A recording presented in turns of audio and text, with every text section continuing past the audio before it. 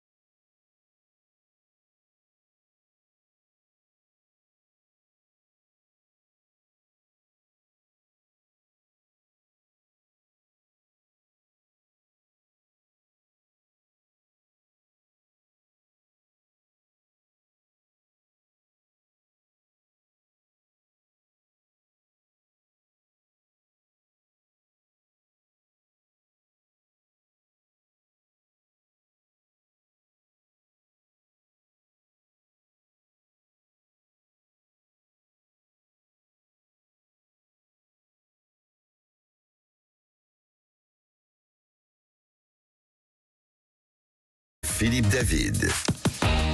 Retour des vraies voix font parler la France avec François-Louis Bourneau, ce sujet qui est consécutif au drame du suicide de la petite, je dis petite même si elle avait 17 ans, Camélia, cette jeune fille qui n'en pouvait plus du harcèlement scolaire. Et vous êtes très nombreux à nous appeler pour en parler, François-Louis. Tout à fait, vous êtes nombreux à nous appeler, nous appeler au 0826 300 300 comme Romina de Vic en Bigorre dans les Hautes-Pyrénées. Bonsoir Romina. Bonsoir Romina. Oui, bonsoir à vous. On a écouté le témoignage de Charlène tout à l'heure et de Chantal dont l'une avait été victime d'harcèlement scolaire et dont l'autre avait sa fille qui était victime d'harcèlement scolaire. Justement, alors, vous situez comment par rapport au harcèlement scolaire? Vous avez subi du harcèlement scolaire? Comment ça se passe? Alors moi, je suis déléguée de parents d'élèves dans une école primaire. D'accord. Donc dans un petit village, puisque c'est Artagnan, dans laquelle ma fille est scolarisée dans ce petit village. Et déjà, on a eu des soucis de harcèlement scolaire dans ces petites classes en CE2 et en CM1. En CE2, CM1, ah oui. Donc la première année, ça a été très difficile. En plus, on a un turnover des enseignants, de la direction. Donc on se retrouve aujourd'hui avec des enseignants qui connaissent et qui suivent pas forcément nos enfants. Et donc quand il y a des soucis qui sont déjà installés d'une année sur l'autre, après on a du mal à faire face.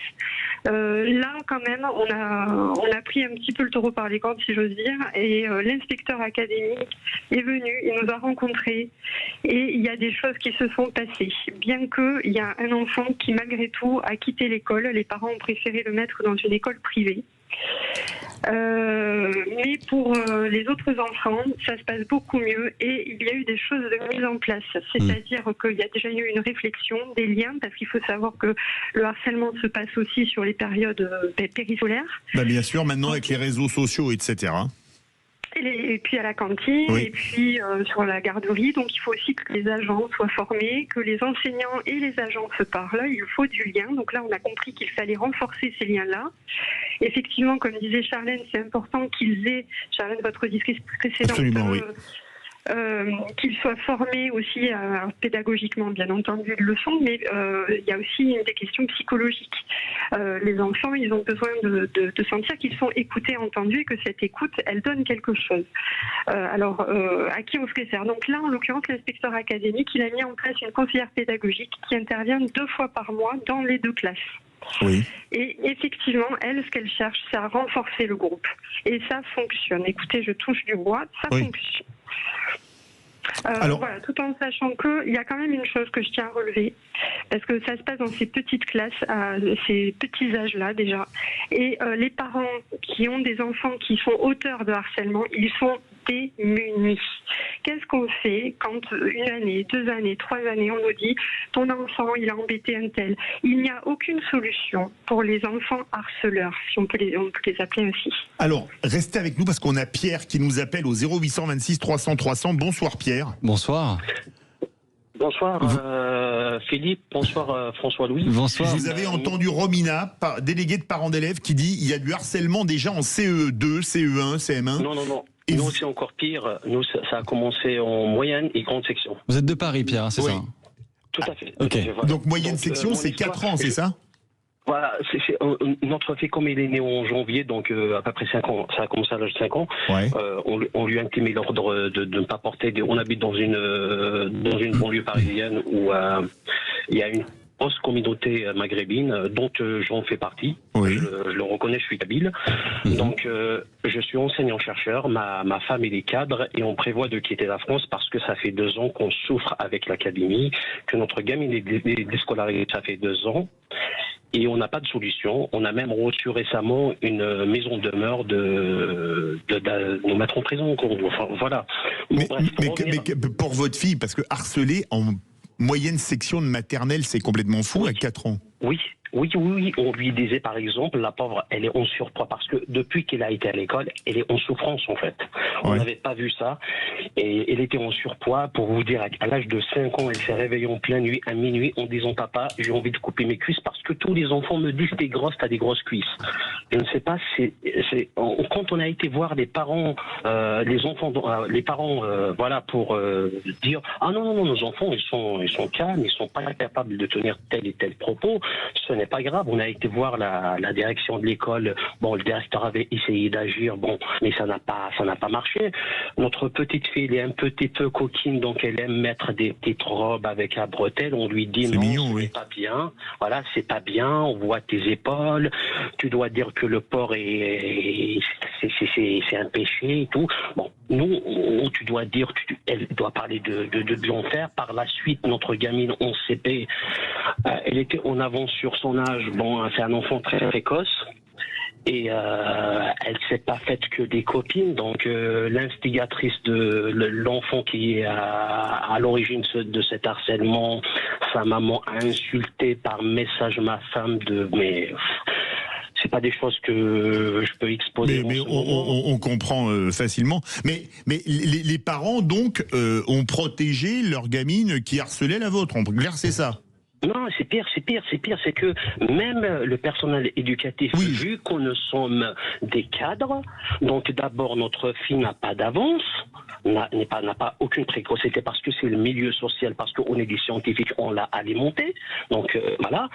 Deuxièmement, c'est elle qui a harcelé. Pour vous dire juste un truc qui s'est passé, le directeur de l'école élémentaire a pris notre fille à partie devant tous les enfants qui l'avaient harcelé, devant l'enseignante qui l'avait harcelé, pour lui intimer l'ordre de parler à l'âge de 6 ans sur la mort, parce que elle avait osé dire à son harceleuse, comme quoi tu veux me tuer. Et notre fille, à l'âge de 7 ans, on l'a déscolarisée parce qu'elle est arrivée à la maison en disant à papa, maman, si vous m'obligez à retourner à l'école, je me tue.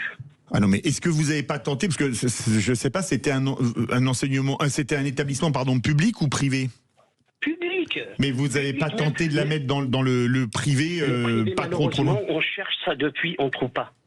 On n'a que des refus. Et vous avez dit que vous voulez partir de la France, mais pas de Paris, mais de la France, parce que justement, il y a justement cet harcèlement qui est sur votre fille, qui est absolument horrible.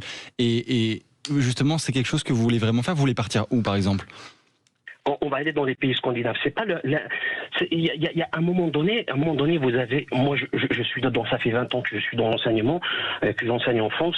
Donc à un moment donné, déjà la catastrophe que produit l'éducation nationale, je la vis, je la subis du matin au soir. En tant qu'enseignant-chercheur, vous devez le voir, oui, voilà, malheureusement. Tout à fait. On a des étudiants qui ne savent même pas faire des multiplications dans des départements d'enseignement scientifique. Moi j'ai fait l'expérience, 80% de mes étudiants ne savent pas faire des multiplications, savent faire des additions, ne savent pas faire des soustractions, ils sont incapables de comprendre l'énoncé la plus basique. Ouais. Et tout cela, c'est comment il s'appelle le pédopsychiatre comment il s'appelle Maurice Berger qui le dit, les mots et les mots. Vous voyez, quand on n'a pas de mots MOTS à mettre sur des mots, ces derniers s'expriment avec de la violence. Donc cette violence, elle est intrinsèque à l'école. Et pour vous dire juste, je vous donne juste un exemple nous concernant. Imaginez l'inspecteur de l'éducation nationale qui a refusé à un psychologue scolaire de nous voir. Oui, mais est-ce que vous avez subi ce qu'on appelle le fameux pas de vague dans l'éducation nationale? Ah complètement. Parce qu'en général, moi j'ai vu des cas de violence sur des profs, sur une prof que je connaissais très bien, et on lui a dit portez pas plainte, ça fait mauvaise réputation. Elle avait été frappée par le frère d'un élève en plein cours devant ses élèves, on dit portez pas plainte, ça fait une mauvaise réputation. Moi, j'ai eu des croix gammées, je suis en guerre avec mon institution. C'est simple, hein. C'est ça. Je ferme pas ma gueule. Je suis une grande gueule. Je suis dans une bonne émission pour le faire. Je suis en guerre avec mon institution. Il n'y a aucun problème. Et quand je vois l'éducation nationale, quand vous avez un inspecteur de l'éducation nationale qui menace les parents, qui interdit aux psychologues scolaires de voir leur gamine, parce qu'il faut savoir, notre gamine, avant de prononcer le mot, si vous poussez à retourner à l'école, je me suicide, son corps est complètement ravagé par l'eczéma, par le stress. On imagine. Pierre, restez avec nous. On a Jean-François qui est un ancien harceleur et qui appelle pour témoigner. Et on doit écouter son témoignage parce que c'est une preuve de courage. On se retrouve dans quelques instants. Vous voulez réagir? Le 0826 300 300. Sud Radio. Sud Radio. Parlons vrai. Parlons vrai. Sud Radio. Parlons vrai. Cette semaine, réveillez-vous avec Patrick Roger dans le Grand Matin Sud Radio. Les vraies voix Sud Radio, 17h-20h, Philippe David. Un sujet très lourd ce soir, le harcèlement scolaire qui évidemment fait beaucoup parler à nouveau suite au suicide de la petite Camélia, 17 ans. Ça réagit beaucoup au 0826 300 300 François-Louis et également sur les réseaux sociaux. Tout à fait. Justement sur Facebook, je voulais vous lire un message que nous a écrit Nicolas. Il vient de nous l'écrire et il dit votre sujet est intéressant, merci Nicolas, mais vous oubliez toutefois un angle essentiel, le harcèlement exercé sur des élèves par des adultes au sein même des institutions scolaires. C'est vrai qu'il y a différents types d'harcèlement. Il y a parfois justement les élèves qui sont harcelés par d'autres élèves.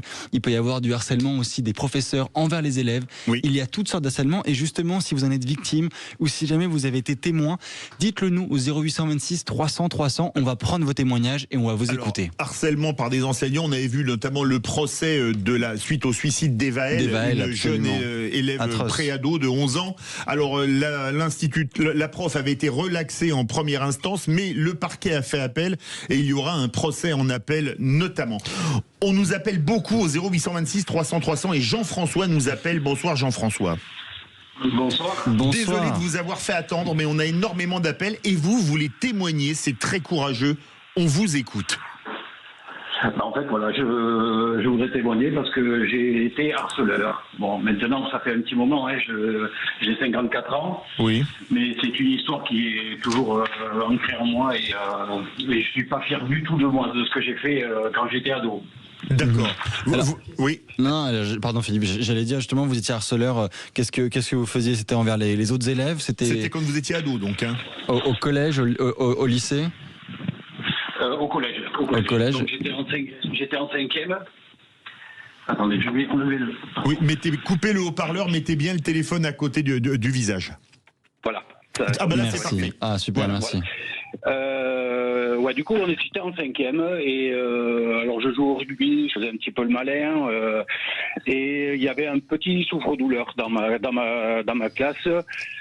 Et donc il faisait, en gros, une tête de moins que moi et peut-être 20 kilos de moins que moi.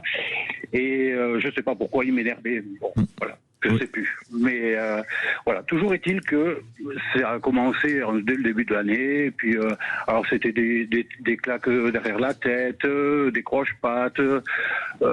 Voilà, ça tous les jours. D'accord. Et aujourd'hui, vous dites encore, vous en voulez d'avoir fait ça alors que vous étiez au collège en 5e, sachant que vous avez 54 ans, ça fait 40 ans, quoi. Ouais, tout à fait. C'est pas digéré encore. Pour moi, c'est pas digéré. Ouais. J'espère que pour lui, c'est digéré, hein, mais voilà. D'accord. Et du coup, en fait, bon, on était dans une autre génération. Un samedi, je me souviens encore de la scène. Un samedi après-midi, j'étais en train de faire mes devoirs. Et quelqu'un sonne chez moi. Bon, il y avait mes parents, mon père descend, il va ouvrir et au bout de 10 minutes, il m'appelle. Donc j'y vais et là devant moi, il y avait ce petit garçon, hein, c'est mon collègue de classe que je harcelais avec son père. Et mon père. Et donc mon père me dit, je m'en souviens, c'est quand même impressionnant, il me dit, bon, j'ai appris beaucoup de choses là en 10 minutes, j'ai pas du tout apprécié ce que j'ai entendu, et j'ai rassuré ton petit copain, donc Ludovic, je m'en souviens du prénom, et j'ai rassuré donc Ludovic et son papa, et je leur ai dit que ça ne se reproduirait plus. Et là, mon père m'a lancé un regard, je m'en souviens encore, et bien voilà, ça a été terminé, j'ai plus jamais retouché ce garçon. Et Jean-François, si justement vous aviez ce petit Ludovic devant vous, vous lui diriez quoi aujourd'hui? Excuse-moi. Ouais, tout simplement, ouais. Jean-François, restez avec nous, on va faire réagir Romina et Pierre qui sont restés avec nous. Romina, vous entendez ça? Vous disiez qu'il n'y avait pas de solution pour les enfants harceleurs, mais voilà. Peut-être pas pour tous, mais quand vous avez un père, vous me passerez l'expression, mais qui remet l'église au clocher au milieu de l'église au milieu du village, ça peut quand même solutionner un certain nombre de problèmes, non? Alors ça peut, mais comme le disait très bien votre auditeur, c'est une autre époque. Jean-François, excusez-moi. Jean-François le dit, c'était une autre époque. C'est-à-dire que quand son père lui a fait les gros yeux, de quoi il avait peur, Jean-François, finalement? Moi, ça m'intéresse. Ah ben, Jean-François, vous aviez peur de quoi? Vous pouvez lui poser la question, il vous entend. Alors, je ne sais pas de quoi j'ai eu le plus peur? J'ai juste compris une leçon.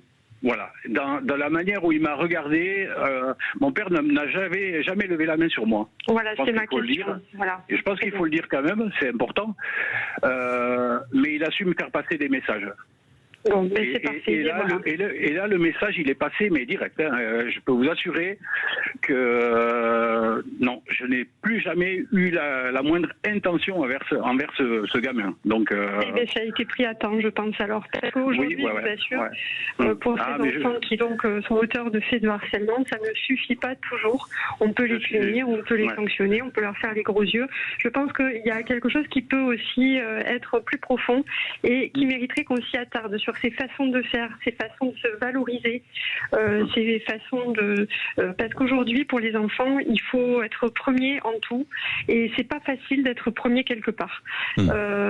Donc, ils trouvent des solutions comme ça en écrasant les autres, et puis en faisant les malins, comme vous le disiez, avec votre autre petit copain. Et donc, pour ce faire, on en écrase un, et on choisit un tel ou un tel. Mais je pense quand même qu'il faudrait qu'on fasse quelque chose au niveau de l'éducation nationale en ce qui concerne les harceleurs.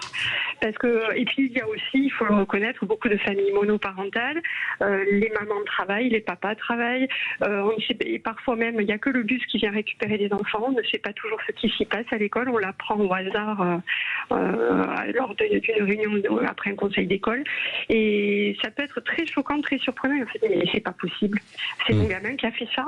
Donc qu'est-ce qu'on met en place? Il n'y a rien jusqu'à maintenant. Alors, je me permets de le redire, hein, si jamais vous êtes victime ou témoin d'harcèlement scolaire ou même d'harcèlement, le 3018, c'est le numéro à composer, 3018, si jamais vous êtes victime ou témoin d'harcèlement. Restez tous avec nous parce qu'on a Frédéric qui nous appelle et qui veut témoigner également. Bonsoir Frédéric. Bonsoir. Bonsoir à tous. Bienvenue, merci. Témoigner parce que vous avez entendu des témoignages, je crois notamment celui de Pierre qui est encore avec nous, qui parlait de sa fille. On vous écoute. Exactement. C'est vrai que bon, ça m'a incité quand même à me manifester parce que je pense que il faut qu'on en parle. Il faut que trouver le moyen pour que cela cesse. Oui. Moi, pour ma fille, ce harcèlement a commencé à l'école maternelle. Ah oui. Comme la fille de Pierre, donc exactement. Très tôt. Non, alors. On se sent un petit peu fautif dans le sens où la maman travaillait dans l'école et nous pensons que certains enfants ont mal accepté la présence de la mère parce que ma fille est dans sa classe de temps en temps et pas les... Ah, Frédéric? Oui, ça a coupé Frédéric. On n'a pas entendu, pardon. Ah, ça a coupé.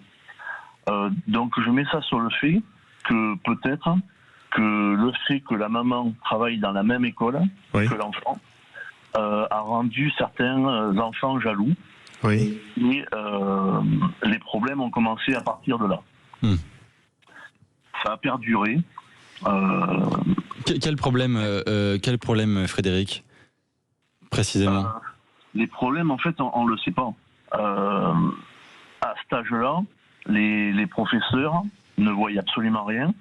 Mais l'enfant subit des pressions, des insultes, on va dire, je trouve pas trop les mots, une mise à l'écart.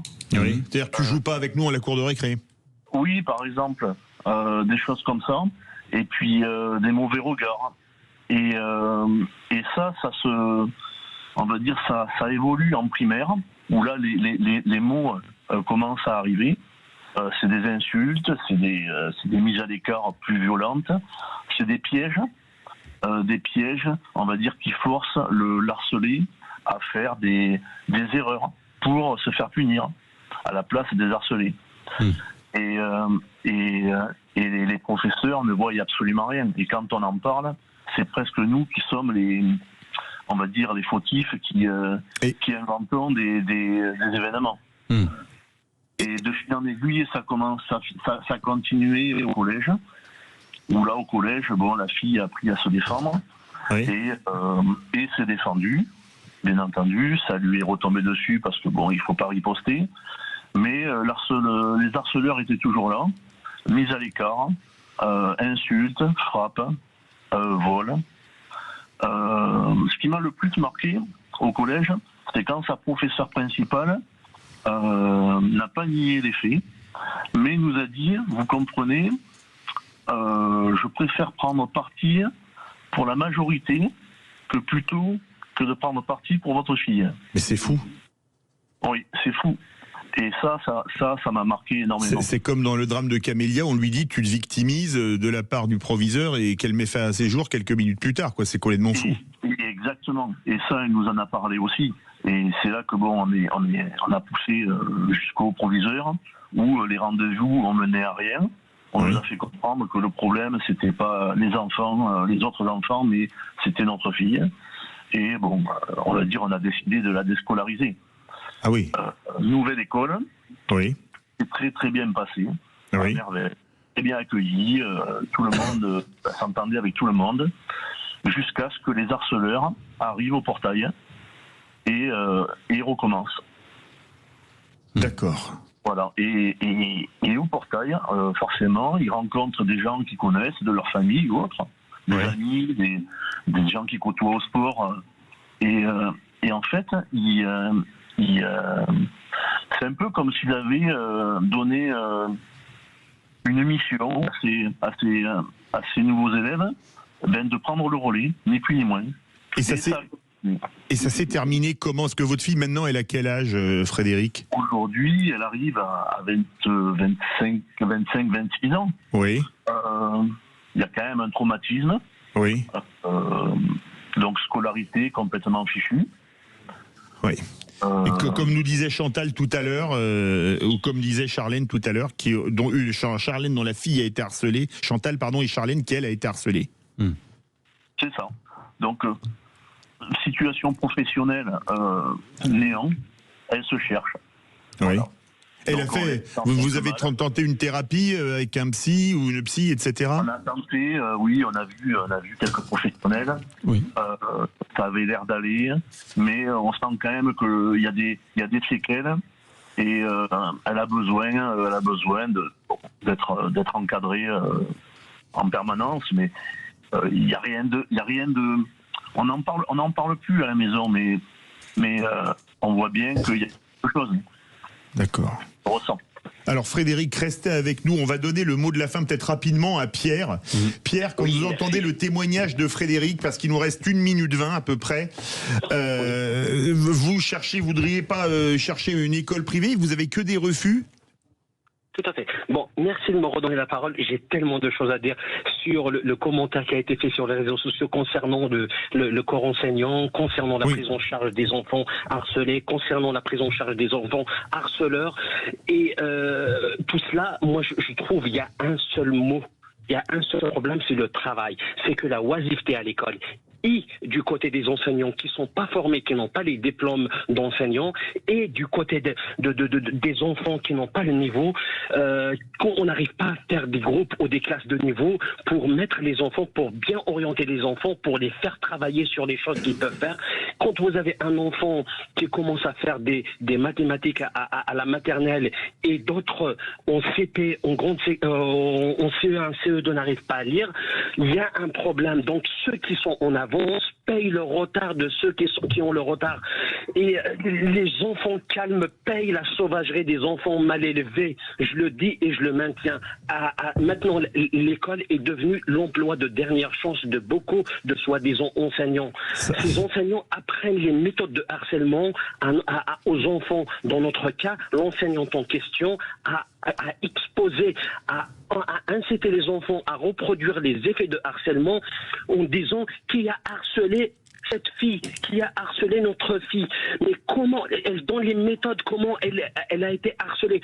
Donc tout cela, l'éducation nationale a une lourde responsabilité et doit rendre des comptes par rapport à cela. Alors on verra bien notamment ce que ça va donner, parce qu'il y a des dépôts de plainte notamment suite à la mort de Camélia, et il y a également un appel pour la mort d'Evaël qui elle avait 11 ans, qui ont toutes les deux mis fin à leur jour. Merci beaucoup à toutes et à tous, vous avez été très nombreux à vous appeler. Merci, je vous dis du fond du cœur, merci de votre courage. Merci de votre courage à toutes et à tous pour vos témoignages. On va passer à un sujet un peu plus léger dans quelques instants. On va parler, alors même si c'est pas un sujet très agréable, désagréables, les suppressions d'emplois dues à l'intelligence artificielle dont vous voulez nous parler. On se retrouve dans quelques instants dans Les Vraies Voix font parler la France de Sud Radio. Ah oui. Maintenant, Sud Radio. Sud Radio. Parlons vrai. Parlons vrai. Sud Radio. Parlons vrai. Les Vraies Voix Sud Radio. et selon un article publié la semaine dernière dans Automobile Magazine, certains constructeurs, notamment en Asie, pourraient créer des lignes d'assemblage 100% automatisées vers la fin de cette décennie. Bonsoir Guillaume Faury. Bonsoir. Alors, les services de l'automobile vont être aussi un jour dépourvus d'humains, notamment dans les garages. On va en parler dans quelques instants avec la suppression des emplois dus à l'IA. Alors non, je vais vous rassurer, pas du tout.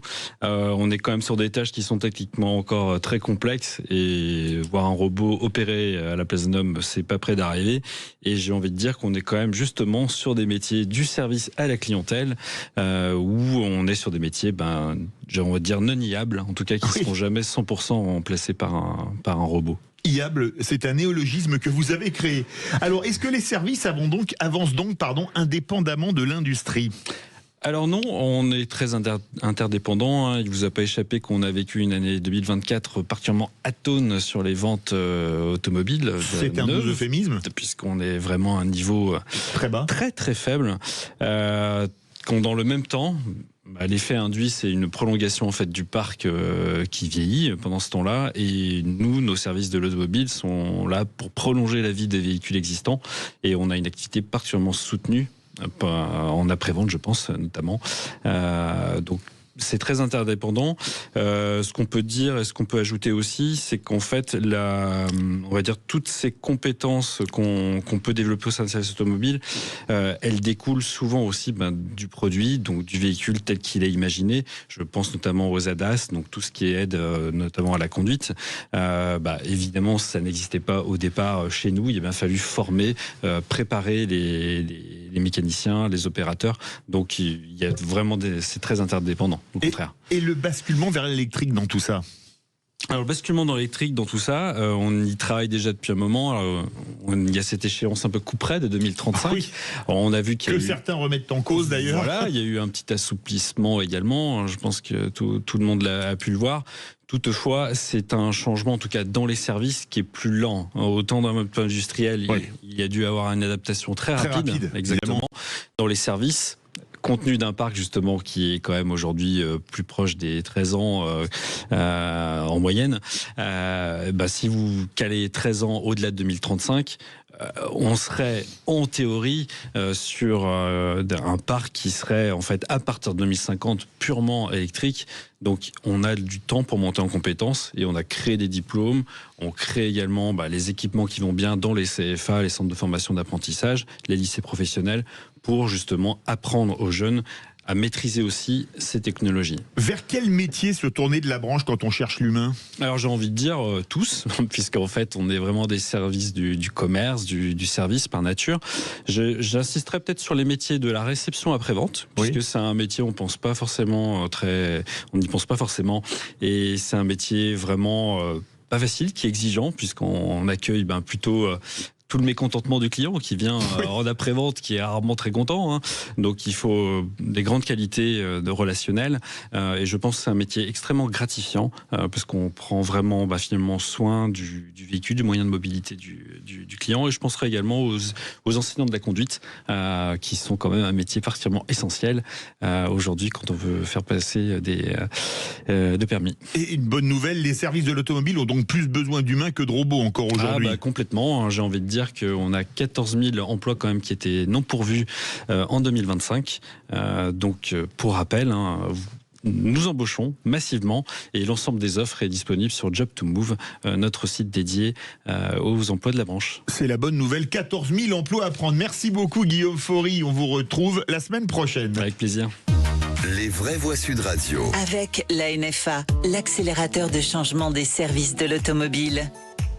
Et on se retrouve avec Philippe David pour parler des emplois notamment qui souffrent de l'intelligence artificielle. Il y en a beaucoup. Justement, si vous avez peur de perdre votre emploi à cause de l'IA, peut-être vous l'avez déjà perdu, ou même vous pensez que l'IA va créer ou peut-être surtout supprimer des postes, dites-le nous au 0826 300 300, Philippe. Oui, et nous avons Julien qui nous appelle. Bonsoir Julien. Oui, bonjour Philippe. Bonsoir. Et vous pensez que l'IA va nous suppléer tous plus ou moins un jour ? Oui, voilà, je pense qu'il y a assez peu de domaines qui vont y échapper. On vit une seconde révolution industrielle qui est une industrialisation numérique, et là on est à l'apogée de l'industrialisation numérique. C'est un moteur qui ont remplacé les Forçats. Aujourd'hui on a remplacé les Forçats par les CACES, et je pense qu'on va avoir un gain de productivité, donc on va gagner du temps, ça va nous libérer du temps a posteriori, et l'intérêt qu'on a aujourd'hui, c'est non pas de faire blocage et de dire non, ça fonctionnera pas, on ne voudra pas l'utiliser, parce que si nous on l'utilise pas, d'autres l'utiliseront contre nous. L'intérêt qu'on a aujourd'hui, c'est d'apprendre à s'en servir, parce que ce qu'on ne sait pas, c'est que ça crée aussi des nouveaux emplois. Là, j'ai par exemple la fille d'une amie à moi qui est dresseuse j'allais dire de Pokémon, dresseuse d'IA, et en fait son métier c'est d'apprendre à rédiger des prompts spécifiques pour des cas particuliers, afin d'aider à la redondance des tâches qui sont rébarbatifs et qui font perdre beaucoup de temps au final. Je pense que c'est un outil merveilleux, et comme tous les outils merveilleux, soit on construit des cathédrales, soit on fracasse la tête de son voisin, et bon, je pense que le danger il est vraiment là, c'est vraiment les utilisations négatives qui pourront se passer avec l'IA, notamment sur les escroqueries et toutes ces choses-là. Bon, je pense que c'est plutôt comme ça que je vois le problème. Alors, restez avec nous, parce que Lionel est avec nous. Bonsoir Lionel. Oui, bonsoir. Bonsoir Lionel. Vous pensez que l'IA ne va pas nous remplacer, mais certains postes quand même? Alors certains postes, c'est sûr et certain, et une bonne partie des cols blancs en fait, qui vont valser, ne serait-ce que les gestionnaires de patrimoine, les comptables, pas les experts comptables, les comptables. Et il faut bien certifier les comptes. Exactement, il faut bien certifier les comptes, il faut bien que quelqu'un mette son tampon dessus. Et c'est vrai qu'il y a beaucoup de jobs qui vont valser, quoi. Après, moi personnellement, je suis dans le bâtiment, je fais de la formation spéciale, autant vous dire que avant qu'une IA vienne me remplacer sur le chantier, il va se passer un petit peu de temps. Mais je pense que ça reste un outil absolument fabuleux. Moi, je m'en sers énormément, c'est très clair. Je m'en sers même pour vérifier des fois ce que me dit le comptable ou mon gestionnaire de patrimoine. Ah oui. Donc, oui, moi je me sers comme un outil de vérification en fait. Oui. Comme un outil de vérification, comme un outil pour affiner les choses. Là, par exemple, j'ai refait les conditions générales de vente d'un de mes collègues qui est BET. Bureau d'études techniques. Ouais, c'est ça. Et du coup, c'est vrai que c'est vraiment un outil fabuleux. Ça vous fait gagner un temps, mais absolu, quoi. Il faut s'en servir comme on s'est servi des traitements de texte à l'époque. À l'époque, qui ont remplacé les bonnes vieilles machines à écrire. Ouais, voilà. Et en fait, vous vous servez, c'est comme si vous aviez une secrétaire, mais extrêmement qualifiée, avec vous, à vos côtés. Moi, je m'en sers en tous les cas comme ça. Je m'en sers dans mon métier pour calculer des structures. Enfin, c'est vraiment un outil qui est un ajout, si vous voulez, à votre travail, mais ça peut pas remplacer l'humain. C'est strictement, ça peut pas remplacer l'humain dans beaucoup de tâches, mais ça va remplacer tout ce qui est, on va dire, un peu chronophage et rébarbatif. Alors Julien, Lionel, restez avec nous parce qu'il nous reste un peu plus d'une minute et justement Guillaume Faury veut réagir. Oui, en fait, alors je partage complètement ce qui vient d'être dit par votre auditeur. On partage ça avec les métiers du BTP, les métiers des services automobiles, à être finalement des métiers quand même du manuel. Et je pense que c'est aussi ces métiers du geste qui ont une carte à jouer dans ce monde entre guillemets qui introduit de plus en plus l'IA.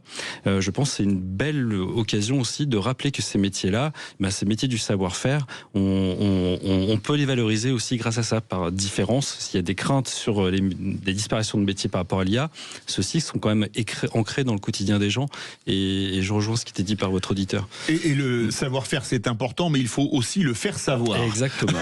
Le jeu de mots était facile. Merci beaucoup à tous. Merci beaucoup Julien et Lionel. On a beaucoup ça a bien réagi, comme on dit. Merci à vous. Merci à vous. On en reparlera des suppressions de l'emploi et du IA dans quelques temps. Et on reparlera également de harcèlement scolaire. On n'a pas pu prendre tout le monde et il y avait énormément d'appels.